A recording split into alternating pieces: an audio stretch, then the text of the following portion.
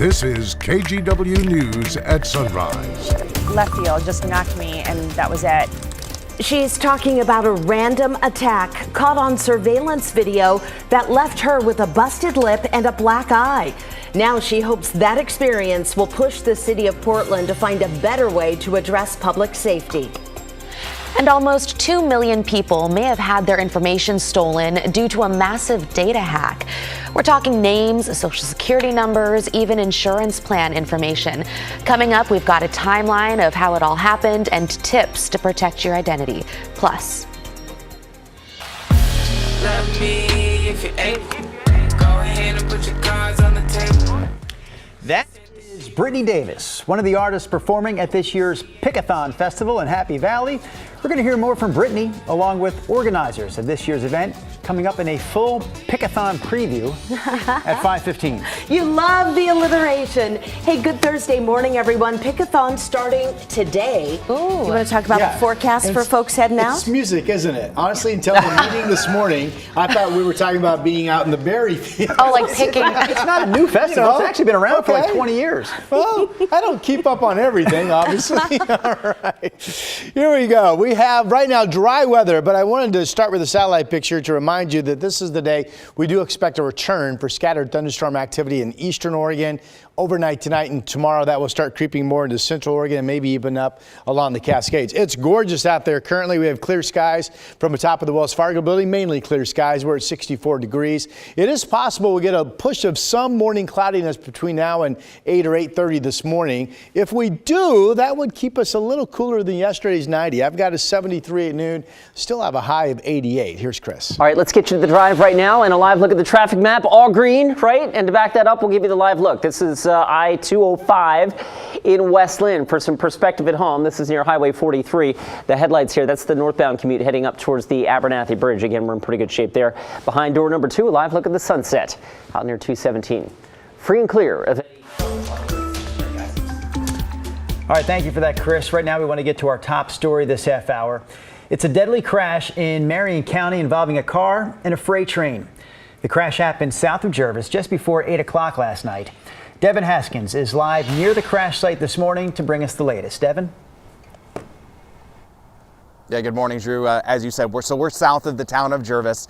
This behind me, this road right here, this is Keene Road. It is back open this morning, but it was closed for several hours as the Marion County Sheriff's Office investigated that fatal train and car crash last night. I can tell you that 3 people did die in that crash. Another person was flown to the hospital via life flight. The Marion County Sheriff's Office says they got the call about the crash involving the car and the freight train around 7:54 last night.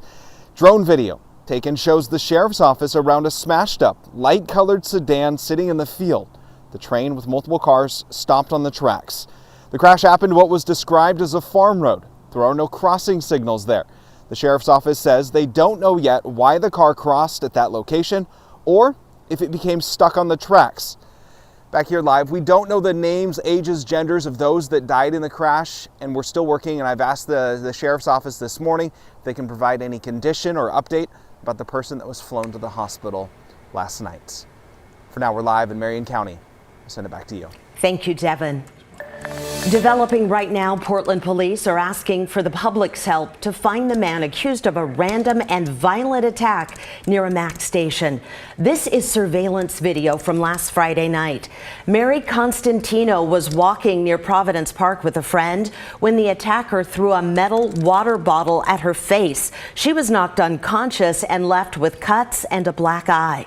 Mary is a doctor, and she believes the suspect was having a psychotic break and thought he was somebody else.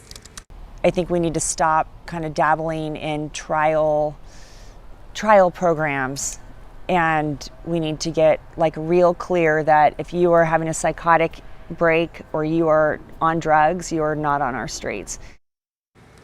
The attacker is a white man in his 20s or 30s, last seen wearing black clothing with a logo on the shirt and carrying a backpack.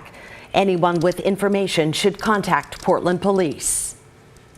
This morning, the FBI is hoping more people come forward with information about an Oregon man suspected of impersonating a police officer in Seattle in order to kidnap a woman. Investigators say in mid-July, Nagasi Zuberi drove the woman to his Klamath Falls home, sexually assaulted her, and locked her in this makeshift cinder block cell. After hours of being trapped, detectives say she broke down the door and escaped. Hours later, Zuberi was arrested in Nevada, one of 10 states he's lived in over the last decade.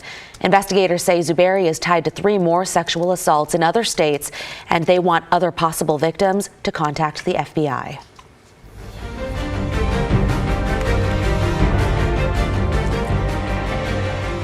This morning, metal security fences line the perimeter of this federal courthouse in Washington, D.C.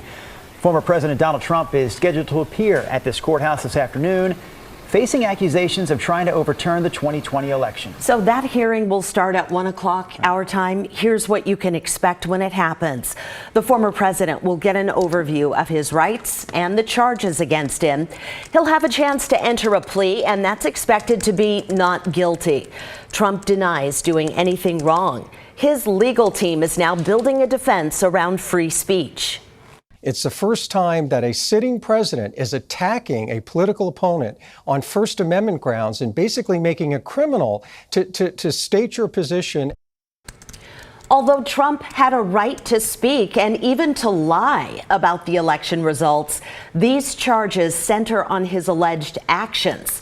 The indictment details a scheme to pressure election officials and disenfranchise millions of voters. We will have much more on the charges against the former president and his arraignment today. That's coming up this morning at 5:30. Another topic grabbing national headlines this morning: rising gas prices. So here are the current averages. We're talking $4.63 a gallon right now in Oregon and $4.98 a gallon in Washington. The national average, meanwhile, sits at $3.81 a gallon. That's about 25 cents higher than just 1 month ago. So AAA says the spike in prices is fueled by 2 things: heat and oil production cuts. The heat is keeping people home. Less people are traveling right now, less people fueling up. And simply put, refineries are just not selling as much oil as they were even 1 month ago.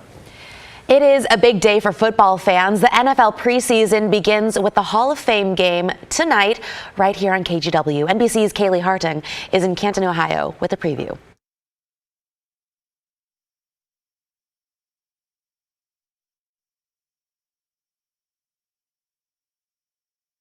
Okay, so it looks like we're having some audio issues there. We'll get that fixed for you as soon as we can. But a quick heads up, because of the preseason game that's happening, KGW's afternoon newscasts won't be airing. But stay tuned after the game ends for a special edition of KGW News at 8 o'clock. I was reading Haley's lips there. I believe what she was trying to say, Rod, is that the Kansas City Chiefs are the favorites to win the Super Bowl again this year. What do you think? Well, I like that. Part of the game tonight, though, Jets and Browns, it'll be the first time we see Aaron Rodgers in a New York Jets uniform. Yes. I have seen him in that uniform, but I haven't seen him play in the uniform, to your point. Oh, it'll be exciting. Here's a look at our red flag warning map. Let's go from exciting to not so exciting. There are some air quality warnings still embedded in here for wildfire smoke. But the new and the bigger story currently, I think, is this red flag warning for high fire danger. Much of central and eastern Oregon, everything coded in red or colored in red. And the fear, if you will, lightning strikes expected. And lightning strikes, of course, can lead to new fire starts. So everything will be watched carefully. Right now, we are quiet. No action in our area. Futurecast, let's get you going. There's a dense fog advisory for the coast this morning. And what you see here in gray, this is the weather model saying there's a push of some low morning marine clouds coming through Cowlitz County, Clark County, down into parts of Portland this morning. This is 8:30 this morning. So I'm not positive this happens, but if it does, it would be a sign that we're probably going to stay under 90. Yesterday, both Salem and Portland did hit 90. Anyway, whatever happens there, we will clear out in the valley, and at least parts of the coast will clear out. Here is the bigger story. Thunderstorms are turning out east. This is 3 p.m. The bright colors. Here we are. Now, this is interesting. Here we are at 7 o'clock tomorrow morning. Again, this may or may not happen, but the weather model says we get some showers popping overnight near Mount Hood, and then the remnants of those showers drift into parts of the Portland and especially southwest Washington, Clark County areas. So if this were correct, some of you would wake up to a little bit of rain tomorrow morning. Wouldn't that be something? Here's the biggest outbreak of thunderstorms holding off until Friday out across eastern areas and then into the south. Again, it's beautiful out there right now. Temperatures are kind of where they have been. Here's your 7-day. 88 today, near 90 the next couple of days, and then much cooler for the weekend. Cooler, cooler, cooler, cooler, cooler. Here's Drew Carney. Did you say rain tomorrow, maybe? I say you might wake up to a little rain action. That is music to my ears, Rod.